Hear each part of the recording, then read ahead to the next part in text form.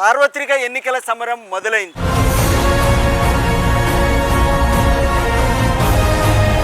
రాజకీయాలకు కేంద్ర బిందువు విజయవాడ.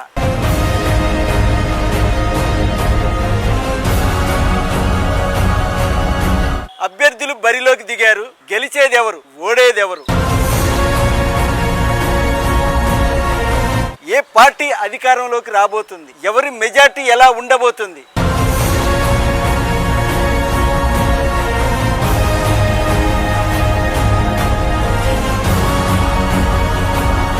విజయవాడ తూర్పులో తోపెవరు,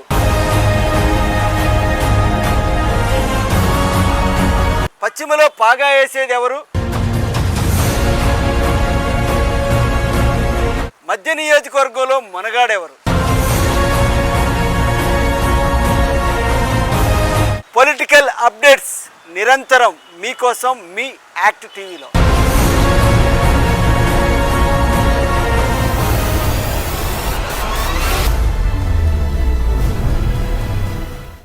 మూడు నియోజకవర్గాలుంటే అందరి చూపు మధ్య నియోజకవర్గం మీదే ఉంది. సెంట్రల్లో ప్రధానంగా ముగ్గురు అభ్యర్థులు పోటీలో ఉన్నారు. వైసీపీ అభ్యర్థిగా వెల్లంపల్లి శ్రీనివాసరావు, ఎన్డీఏ కూటమి తరపున బోండా ఉమామహేశ్వరరావు, అలాగే ఇండియా కూటమి తరపున సిపిఎం అభ్యర్థి బాబురావు. ఈ ముగ్గురు మధ్య పోటాపోటీ జరుగుతూ ఉంది. మధ్య నియోజకవర్గంలో గెలిచే మొనగాడెవరు అన్నదే ఆసక్తి రేపుతున్నటువంటి అంశం. ఇక సెంట్రల్ నియోజకవర్గం అసలు ఎప్పుడు ఏర్పడింది, ఇక్కడ ఇప్పటి వరకు ఎన్నిసార్లు ఎన్నికలు జరిగాయి, గెలిచిందెవరు, ఓడిందెవరు, సెంట్రల్ నియోజకవర్గంలో ఉన్న బలమేంటి, బలహీనతలేంటి, గెలవబోతుంది ఎవరు, వారి అనుకూలతలేంటి, ప్రతికూలతలేంటి అన్నదే ఈనాటి పొలిటికల్ రివ్యూలో మీకోసం విజయవాడ సెంట్రల్ నియోజకవర్గ పొలిటికల్ రివ్యూ.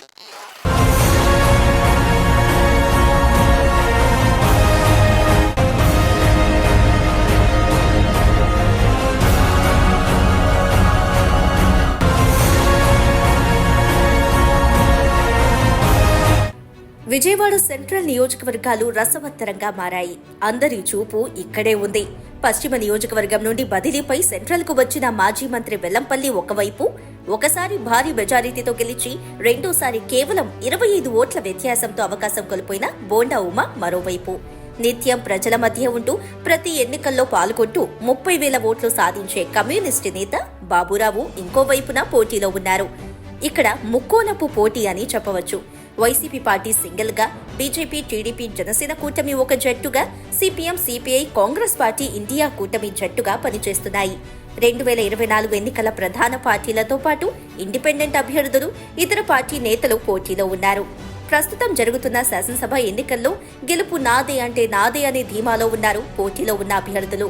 2009లో ఏర్పాటైన ఈ నియోజకవర్గంలో ఇప్పటి వరకు 3 ఎన్నికలు జరగగా ఒక్కో ఎన్నికల్లో ఒక్కో పార్టీకి పట్టం కట్టారు ఇక్కడి ప్రజలు. 2024లో జరుగుతున్న 4వ ఎన్నికల్లో ఎవరికి ఛాన్స్ ఇస్తారో చూడాలి. 2019 ఎన్నికల్లో సెంట్రల్ నియోజకవర్గంలో విజయం సాధించిన మల్లాది విష్ణు సిట్టింగ్ ఎమ్మెల్యేగా ఉన్నప్పటికీ ఈసారి పోటీ చేసే అవకాశం దక్కలేదు. 175 గెలుపే లక్ష్యంగా సీట్ల మార్పిడి చేసింది వైఎస్ఆర్ కాంగ్రెస్ పార్టీ. అందులో భాగంగా మల్లాది విష్ణు స్థానంలో విజయవాడ పశ్చిమ నియోజకవర్గ ఎమ్మెల్యేగా ఉన్న మాజీ మంత్రి వెల్లంపల్లిని సెంట్రల్ నుంచి పోటీలో పెట్టింది. గతంలో నగర అధ్యక్షులుగా చేసిన అనుభవంతో పాటు 2 సార్లు శాసనసభ్యునిగా పనిచేసి ఉండటం, మంత్రిగా పనిచేసి ఉండటంతో ఈ ప్రాంతం వెల్లంపల్లికి అంత కొత్తేమీ కాదు. తనను సెంట్రల్ నుంచి పోటీ చేయాలని అధినేత చెప్పగానే తన మకాం సెంట్రల్ కు మార్చాడు. వచ్చి రాగానే కార్పొరేటర్లందరినీ ప్రసన్నం చేసుకుని పై చేయి సాధించారు. ఇక మల్లాది విష్ణు ఎడముఖం పెడముఖంగా ఉన్నప్పటికీ ఆయన చేత ప్రచారం చేయిస్తూ ఆయన వర్గాన్ని, పార్టీ శ్రేణులను ఒక తాటిపైకి తీసుకువచ్చి తనదైన శైలిలో ప్రచార హోరు సాగిస్తున్నారు. ఎంపీ కేశినేని వైసీపీలో చేరడంతో కేశినేని నాని వర్గం కూడా వెల్లంపల్లికి కొంత బలం చేకూర్చినట్లయింది.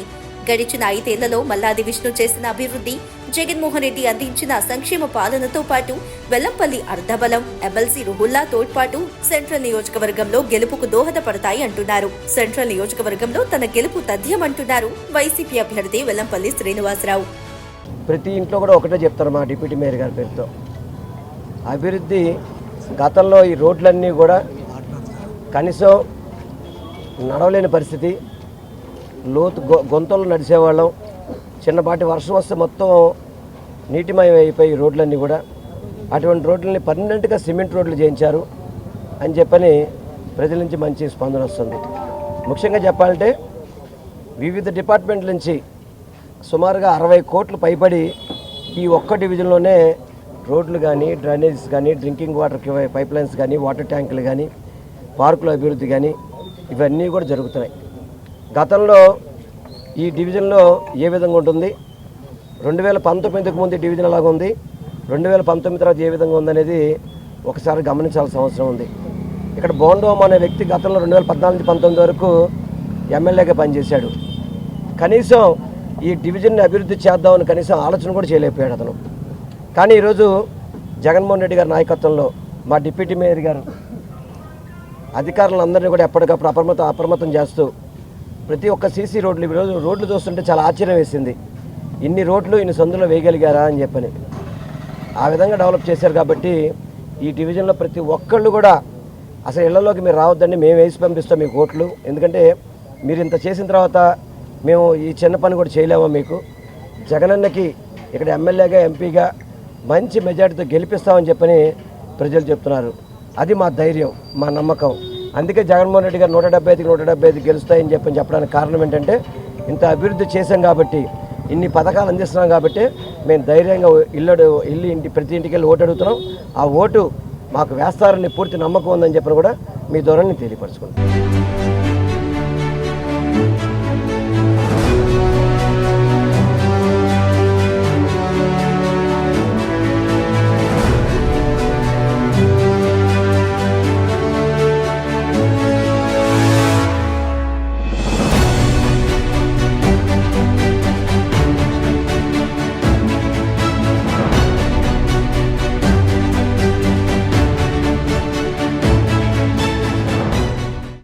విజయవాడ సెంట్రల్ నియోజకవర్గంలో తెలుగుదేశం పార్టీకి మంచి పట్టు ఉంది.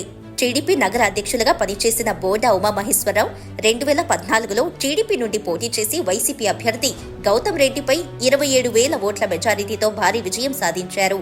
తిరిగి 2019లో రెండవసారి పోటీ చేసిన బోండాకు విజయం జస్ట్ మిస్ అయ్యింది.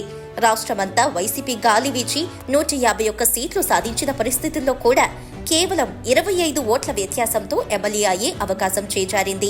ప్రత్యర్థి మల్లాది చావు తప్పి కన్ను దొట్టపోయినట్లు విష్ణు విజయం సాధించారు. 2019లో టీడీపీ ప్రతిపక్షంలో ఉన్నప్పటికీ తన గెలుపు చేజారినప్పటికీ బోండా మాత్రం నియోజకవర్గాన్ని అంటిపెట్టుకుని కార్యకర్తలకు ఓట్లేసిన ఓటర్లకు అందుబాటులో ఉన్నారు. అధికార పార్టీ ప్రజా వ్యతిరేక విధానాలపై నిత్యం గలం విప్పుతూ పోరాటాలు సాగించారు. పోలిట్ బ్యూరో సభ్యులుగా ఉన్న బోండా ఉమ పార్టీ కోసం ప్రతిష్టాత్మకంగా పనిచేశారు.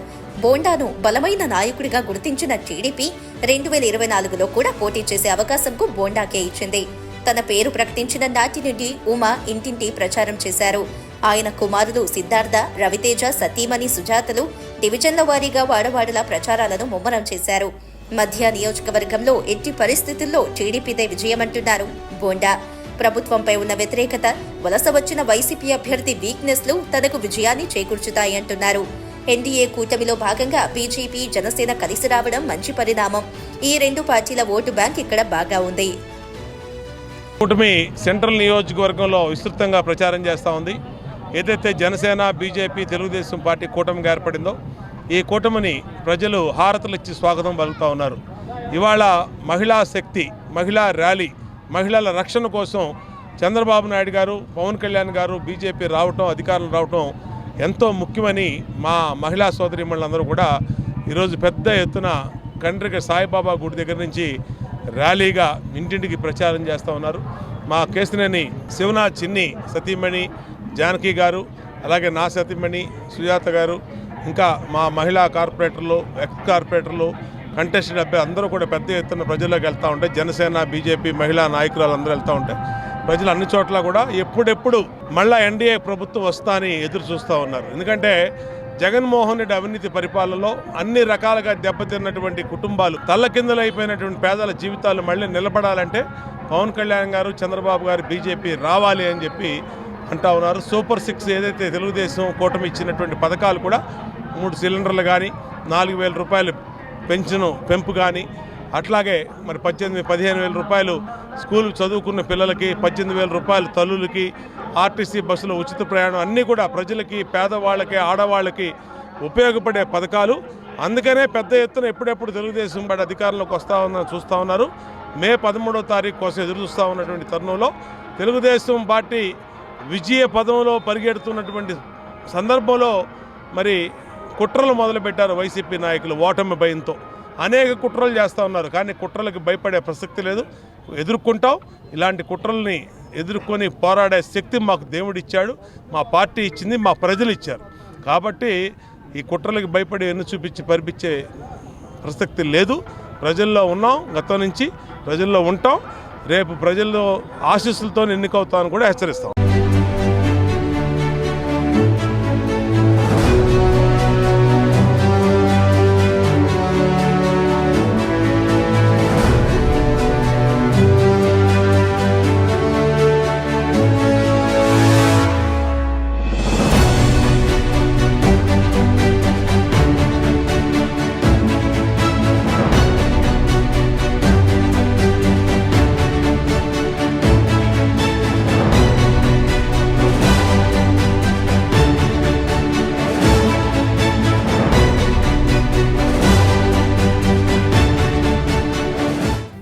విజయవాడ సెంట్రల్ నియోజకవర్గం పేద, మధ్య, ఉన్నతి వర్గాలుండే ప్రాంతం. ఇక్కడ ప్రధాన పార్టీలైన టీడీపీ, వైసీపీలతో పాటు కాంగ్రెస్, కమ్యూనిస్టులకు సాంప్రదాయ ఓటింగ్ ఉన్న ప్రాంతం. 2009లో కాంగ్రెస్ పార్టీ గెలవడమే అందుకు నిదర్శనం. ఇక 2009 నుండి వరుసగా 3 సార్లు సిపిఎం అభ్యర్థి బాబురావు ఇక్కడి నుండి పోటీ చేశారు. నిత్యం ప్రజా సమస్యలపై పోరాటాలు సరిపి ఎన్నో సమస్యలకు పరిష్కారం చూపిన నిజమైన ప్రజా నాయకుడిగా బాబురావుకు పేరుంది. ఎలాంటి కష్టమొచ్చినా నిలబడేది కమ్యూనిస్టులే అనే విశ్వాసం ఇక్కడి ప్రజల్లో ఉంది. అందుకే ఎలాంటి ఆర్భాటం లేకుండా ప్రచారాన్ని కొనసాగించిన సిపిఎం బాబురావుకు 30 నుండి 38 వేల ఓట్లు వచ్చాయి. గతంలో 3 సార్లు కార్పొరేటర్గా పనిచేసిన బాబురావు పేద ప్రజలకు అండగా ఉండి కనీస అవసరాలైన పేద ప్రజలకు ఇళ్ల స్థలాలు, ఉపాధి, విద్య, వైద్యం కోసం పోరాటాలు జరిపారు. ప్రజలపై మోపిన పన్నుల భారం, ఉద్యోగ, కార్మికులు చేపట్టిన ఆందోళనలకు అండగా నిలవడమే కాకుండా అనేక ఉద్యమాలను నిర్వహించారు. సిపిఐ, సిపిఎం పార్టీల ఓట్లతో పాటు కాంగ్రెస్ ఓటింగ్ పడితే బాబురావుకు మరిన్ని ఓట్లు వచ్చే అవకాశం ఉంది. ఓటర్లు ఆలోచించి ఓటేస్తే టీడీపీ, వైసీపీ పార్టీల పాలనను చూశారు కాబట్టి ప్రజల వాణి చట్టసభల్లో వినిపించాలంటే కమ్యూనిస్టు నాయకులు ఎంతైనా అవసరమని ఆలోచన చేయాలని, తనకు అవకాశం ఇవ్వాలని అభ్యర్థిస్తున్నారు చిగురుపాటి బాబురావు. ముక్కోనపు పోటీలో సిపిఎం విజయం సాధించగలననే ధీమా వ్యక్తం చేస్తున్నారు. కోట్ల రూపాయలతో ఓట్లు కొనే పార్టీల మధ్య బాబురావు పోటీ చేస్తున్నారు. డిపాజిట్లు దక్కడమైతే ఖాయం. ఇలాంటి వ్యక్తులు గెలిస్తే నియోజకవర్గానికి మంచిదంటున్నారు జనం. మేము ఒకటే చెప్తున్నాం, మీ అభిప్రాయాలు ఏదైనా, మీ రాజకీయాలు ఏదైనా, మీ మనోగతం ఏమైనా విజయవాడ సెంట్రల్లో అభ్యర్థులను చూడండి. ఇప్పటికి 4 పార్టీలు మార్చిన నేత ఒకళ్ళు. Praja Rajyam, Congress, BJP, YCP. రేపెక్కడ మీరు ఓటు వేస్తే ఆ ఓటు ఆయన ఏ పార్టీ మారుస్తాడో తెలియదు. మీ ఓటు డ్రైనేజీలో వేసినట్టే. లాంగ్ జంప్ చేయడానికి సిద్ధపడి అక్కడ ఖాళీ లేక ఆగిపోయిన వాళ్ళు మరికొంతమంది. అసలు తెలుగుదేశం, వైసీపీలో సగం మంది ఫిరాయింపుదారులే ఉన్నారు. కేసీఆర్ నాని గారు ఎంపీగా 10 ఏళ్ళు గెలిచిన తర్వాత ఇవాళ వైసీపీలో ఉన్నారు. రేపు తెలుగుదేశానికి వేస్తే మీ ఓటు గ్యారంటీ ఉంది, వైసీపీకి వేస్తే మీ ఓటు గ్యారంటీ ఉంది. అందుకే వృధా అయిపోయే ఓటు, డ్రైనేజీలో పడేలాంటి వృధాగా ఉండేటువంటి ఓటా లేదు. 40 సంవత్సరాలైనా ఒకే మాట, ఒకే పార్టీ, ఒకటే జెండా, ఒకటే సేవ, ఒకటే పోరాటం. అటువంటి మాకు వేస్తారు. మేము నిర్ణయించుకోండి అని ప్రజలకి విజ్ఞప్తి చేస్తున్నాం. అలాగే భూ కబ్జాలు చేసేవాళ్ళు, స్వాతంత్ర సమరయోధుల భూములు కూడా వదిలిపెట్టకుండా కబ్జాలు చేసిన వాళ్ళు, గుళ్ళో లింగాన్ని మింగేటువంటి వాళ్ళు ఎంతోమంది కనపడుతున్నారు. మీకు తినేవాళ్ళు కావాలా, పనిచేసేవాళ్ళు కావాలంటే జనం సహజంగానే పనిచేసే వాళ్ళనే కోరుకుంటారు. అలాగే 10 ఏళ్లలో తెలుగుదేశం కానీ, వైసీపీ కానీ ప్రజాప్రతినిధులు గెలిచిన వాళ్ళు విజయవాడకి మీరు ఏం చేశారో చెప్పండి. ముందు ఒక్కటి చూపించండి. 10 మందికి ఉపాధి చూపించి ఒక పరిశ్రమ పెట్టారా, ఒక సంస్థ పెట్టారా? లేదు. మీ నిర్లక్ష్యానికి అద్దం పడతా గుణదల్లో ఉన్న ఫ్లైఓవర్ బ్రిడ్జి 15 ఏళ్ల నుండి 4 మొండి గోడలు మిగిలిపోయి ఉన్నాయి. ఒకళ్ళనొకళ్ళు తిట్టుకోవటం, ఒకళ్ళనొకళ్ళు విమర్శించుకోవటం, ఆ విమర్శలు కూడా సద్విమర్శలు అయితే పర్వాలా. అందుకే మేము అడుగుతున్నాం, కేంద్రంలో ప్రభుత్వం గద్దె దిగాలి, రాష్ట్రంలో ప్రభుత్వం గద్దె దిగాలి, అసెంబ్లీలో కమ్యూనిస్టులు ఇండియా వేదిక బలంగా ఉండాలి. అందుకే ఓటు వేయమంటున్నాం. విజయవాడలో 2 సార్లు కార్పొరేషన్లో కమ్యూనిస్టుల్ని మేయర్తో సహా జనం గెలిపించారు. 3 సార్లు పశ్చిమ నియోజకవర్గంలో ఇటీవల కాలంలో శాసనసభ్యులుగా గెలిపించారు. అలాగే నన్ను 3 సార్లు కార్పొరేటర్గా గెలిపించారు. అందుకే మేము అధికారంలో ఉండి విజయవాడకి ఏం చేసామో జనం చూశారు, ప్రతిపక్షంలో ఉండి కార్పొరేషన్లో ఎలా పోరాడామో చూశారు. అందుకే ఖచ్చితంగా అసెంబ్లీలో కమ్యూనిస్టులు ఉండాలని పార్టీలకు అతీతంగా ప్రజలందరూ కోరుకుంటున్నారు. ఈసారి విజయవాడ సెంట్రల్ నియోజకవర్గంలో గెలిచేటువంటి చరిత్ర సృష్టిస్తాం. అంతేకాదు, మేము ఒకటే చెప్తున్నాం, మీ ఎమ్మెల్యే ఎవరు అని అడిగారు అనుకోండి, ఒక అవినీతి పరుని మీ ఎమ్మెల్యే అని చెప్పుకోవడానికి మీరు సిగ్గుపడాలి. ఒక భూ కబ్జాదారుని ఎమ్మెల్యే అని చెప్పుకోవడానికి సిగ్గుపడాలి. పార్టీలు ఫిరాయించే వాళ్ళని మీ ఎమ్మెల్యే అని చెప్పడం చెప్పుకోబడాలి.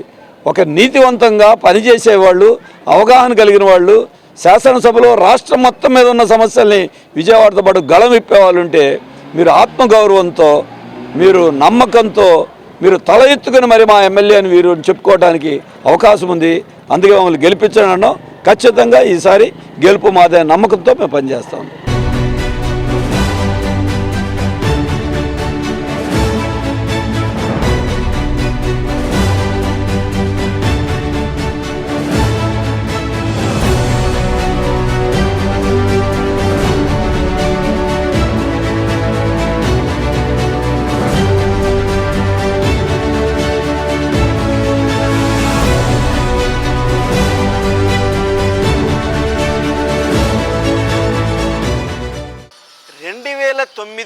నియోజకవర్గాల పునర్విభజనతో ఏర్పాటైనటువంటి నియోజకవర్గం సెంట్రల్ నియోజకవర్గం.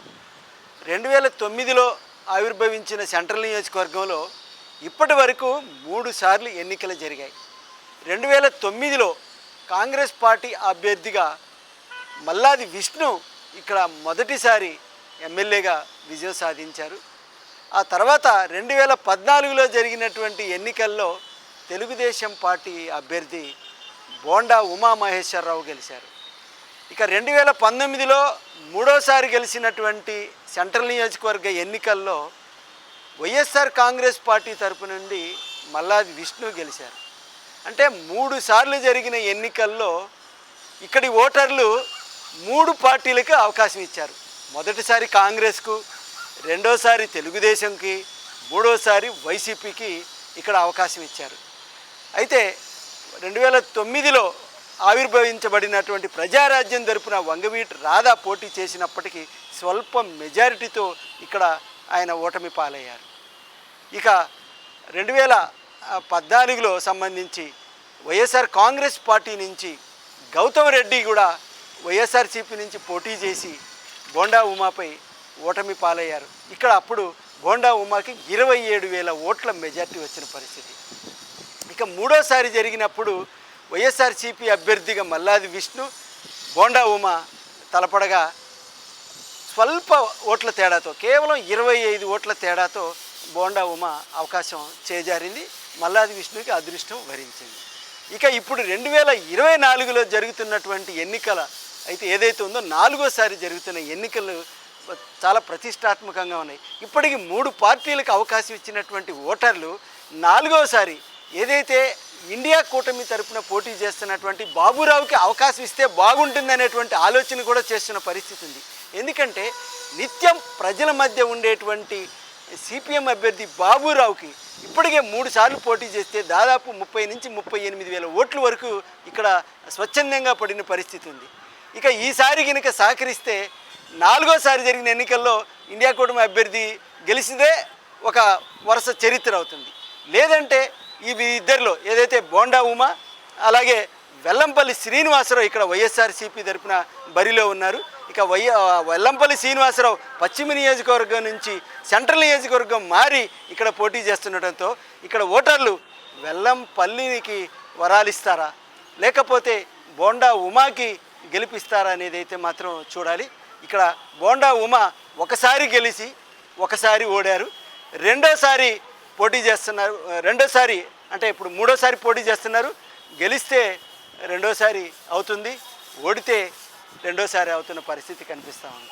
ఇక వెల్లంపల్లి ఇక్కడ సెంటర్లో గెలుస్తారా లేదనేది చూడాలి. ఇక వీరి బలాలు గినక చూసినట్టయితే ఇక్కడ ఉన్నటువంటి సిట్టింగ్ ఎమ్మెల్యే మల్లాది విష్ణు, అలాగే ఎమ్మెల్సీ రుహుల్లా, అలా గతంలో కార్పొరేటర్ చేసి ఉన్నటువంటి నాయకుడు గౌతమ్ రెడ్డి, ఈ ముగ్గురు వైసీపీకి వెల్లంపల్లికి వెనక వెన్నంటి ఉంటాయి. ఇక బోండా ఉమ 5 ఏళ్ళు ఎమ్మెల్యే చేసిన అనుభవము, గడిచిన 5 ఏళ్ళు ప్రజల మధ్య ఉన్నటువంటి సంబంధాలు, ఇవి కాకుండా ఏదైతే ప్రస్తుతము ఎన్డీఏ కూటమి ఉందో జనసేన అలాగే బీజేపీ బలము బోండాకి టీడీపీకి బలం చేకూరుస్తూ ఉన్నాయి. ఇక్కడ వీరిద్దరు ఇచ్చినటువంటి మేనిఫెస్టోలు కూడా ఇప్పటికే ఓటర్లు ఏ మేనిఫెస్టోకి వేయాలా, ఏ అభ్యర్థికి వేయాలా అనే దానికైతే ఒక డిసైడ్ అయితే అయినారు.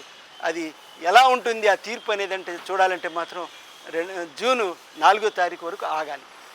విజయవాడ సెంట్రల్ నియోజకవర్గ చరిత్రను పరిశీలించినట్లయితే 1952లో ఒకే ఒక్క నియోజకవర్గంగా ఉన్న విజయవాడ 1955 నాటికి విజయవాడ ఉత్తరం, దక్షిణంగా 2 నియోజకవర్గాలుగా ఉండేది. విజయవాడ శివారు ప్రాంతాలు కంకిపాడు, అటు గన్నవరం, ఇటు మైలవరం నియోజకవర్గాల్లో ఉండేవి. 2009 నియోజకవర్గాల పునర్విభజన తర్వాత విజయవాడ సెంట్రల్ నియోజకవర్గం ఏర్పడింది. నియోజకవర్గం ఏర్పడిన 2009లో కాంగ్రెస్ పార్టీ తరపున మల్లాది విష్ణు, అప్పుడే ఆవిర్భవించిన ప్రజారాజ్యం పార్టీ తరపున వంగవీటి రాధ, మహాకూటమి అభ్యర్థిగా సిపిఎం నుండి బాబురావు పోటీ చేశారు. ప్రజారాజ్యం, కాంగ్రెస్ మధ్య ప్రధాన పోటీ జరగగా మల్లాది విష్ణు 888 ఓట్ల మెజారిటీతో గెలిచి కాంగ్రెస్ కు విజయం చేకూర్చారు.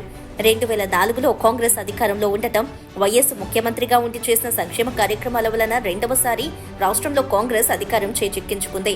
2004లో విజయవాడ తూర్పు నియోజకవర్గ ఎమ్మెల్యేగా ఉన్న రాధ 2009 నాటికి కాంగ్రెస్ వీడి చిరంజీవి సమక్షంలో ప్రజారాజ్యంలో చేరి సెంట్రల్ నుంచి పోటీ చేసి రెండవసారి ఎమ్మెల్యే అయ్యే అవకాశాన్ని జస్ట్ మిస్ అయ్యారు. 2014లో జరిగిన ఎన్నికల్లో టీడీపీ అభ్యర్థిగా బోండా ఉమ బరిలోకి దిగగా వైఎస్ మరణానంతరం ఆవిర్భవించిన వైఎస్ఆర్ కాంగ్రెస్ పార్టీ తరపున పూనూరు గౌతమ్ రెడ్డి పోటీ చేశారు. రాష్ట్ర విభజన తర్వాత జరిగిన ఈ ఎన్నికల్లో కాంగ్రెస్ పార్టీ నుండి మల్లాది విష్ణు, సిపిఎం పార్టీ నుండి చిగురుపాటి బాబురావులు తలపడ్డారు. ఈ ఎన్నికల్లో కాంగ్రెస్ పార్టీపై ఉన్న వ్యతిరేకత, రాష్ట్ర విభజన అంశాలు టీడీపీకి కలిసి రావడంతో ఇక్కడ బోండా ఉమాను భారీ మెజారిటీతో గెలిపించారు ఓటర్లు. 27,000 మెజారిటీ పైనే సాధించారు ఉమా. ఇక 2019లో జరిగిన 3వసారి ఎన్నికల్లో మల్లాది విష్ణు వైసీపీ పార్టీ నుండి, బోండా ఉమా టీడీపీ, సిపిఎం నుండి చిగురుపాటి బాబురావులు పోటీ పడగా మల్లాది విష్ణు అతి తక్కువ ఓట్ల మెజారిటీతో గెలిచారు. రాష్ట్రమంతా వైసీపీ గెలిచిన హవాలో కూడా టీడీపీ దాదాపు గెలిచి ఓడినట్లయింది. ఇక 4వసారి ప్రస్తుతం జరుగుతున్న 2024లో ఇద్దరు పాత అభ్యర్థులు, ఒకరు వలస అభ్యర్థుల మధ్య పోటీ సాగుతోంది. 3 సార్లు జరిగిన ఎన్నికల్లో 2 సార్లు వేర్వేరు పార్టీలతో మల్లాది విష్ణు గెలవగా బోండా ఉమా ఒకసారి గెలిచారు. ఇప్పుడు బోండా ఉమా గెలిస్తే 2 సార్లు గెలిచినట్లు అవుతుంది. వైసీపీ గెలిస్తే వరుసగా 2 సార్లు ఇక్కడ ఓటర్లు వైసీపీకి అవకాశం ఇచ్చినట్లు అవుతుంది. సిపిఎం ను గెలిపిస్తే 4 ఎన్నికల్లో 4 పార్టీలకు ఓటర్లు అవకాశం ఇచ్చినట్లు అవుతుంది. బోండాకు 2వసారా, వైసీపీకి 2వసారా, లేక పట్టు వీడని విక్రమార్కుడిలాగా పోటీ చేస్తున్న కమ్యూనిస్టు బాబురావుకు ఒక్క ఛాన్స్ ఇస్తారా చూడాలి.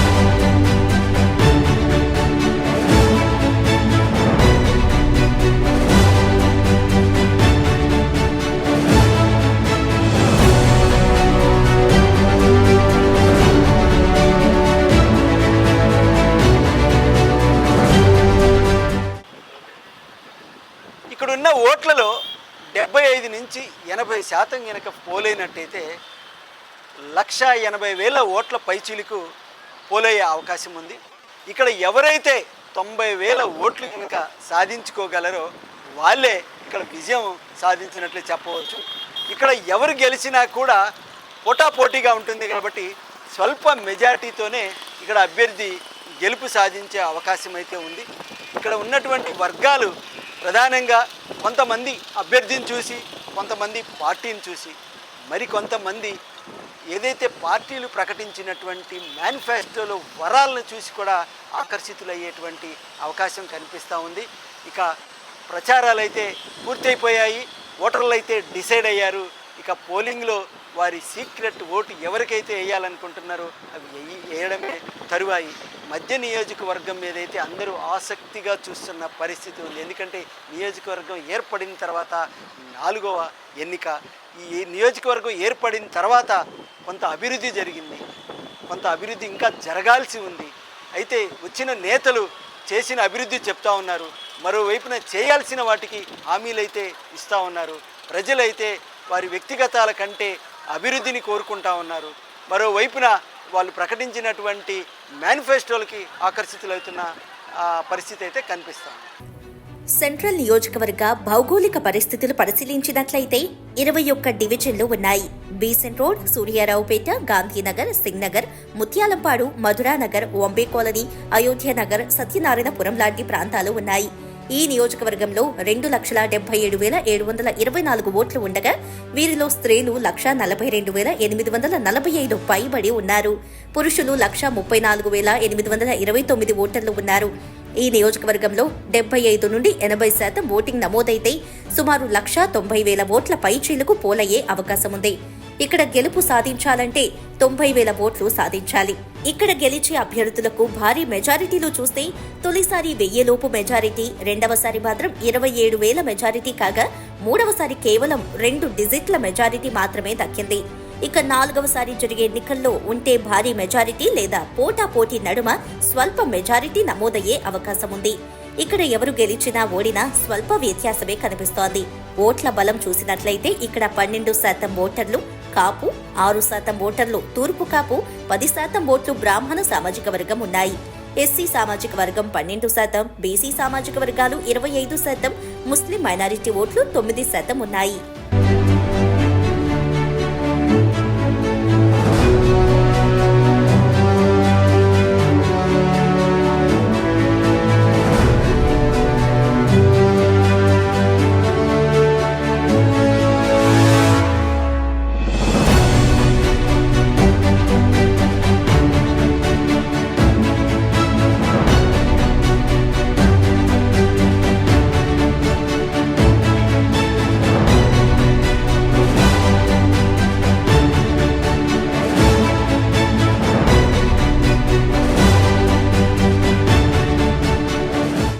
ఒకవైపున తూర్పు నియోజకవర్గ కొండలు, మరోవైపున పశ్చిమ నియోజకవర్గ కొండలు. 2 నియోజకవర్గాల మధ్య, 2 కొండల మధ్య ఉన్న ఏర్పడినటువంటి నియోజకవర్గమే మధ్య నియోజకవర్గం, విజయవాడ సెంట్రల్ నియోజకవర్గం.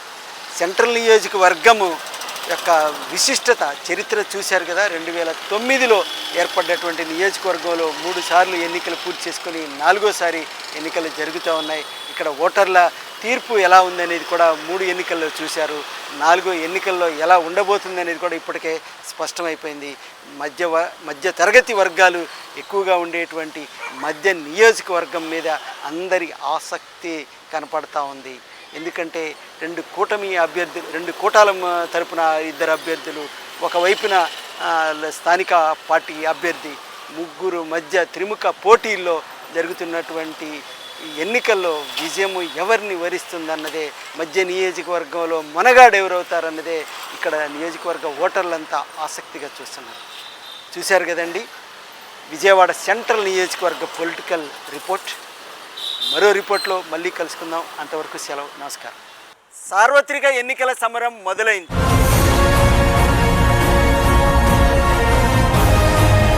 రాజకీయాలకు కేంద్ర బిందువు విజయవాడ.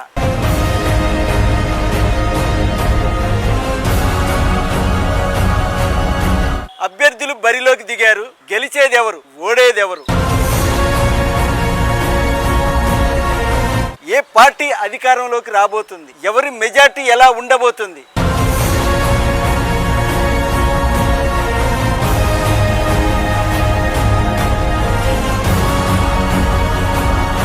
విజయవాడ తూర్పులో తోపెవరు, పశ్చిమలో పాగా వేసేది ఎవరు, మధ్య నియోజకవర్గంలో మనగాడెవరు, పొలిటికల్ అప్డేట్స్ నిరంతరం మీకోసం మీ యాక్ట్ టీవీలో.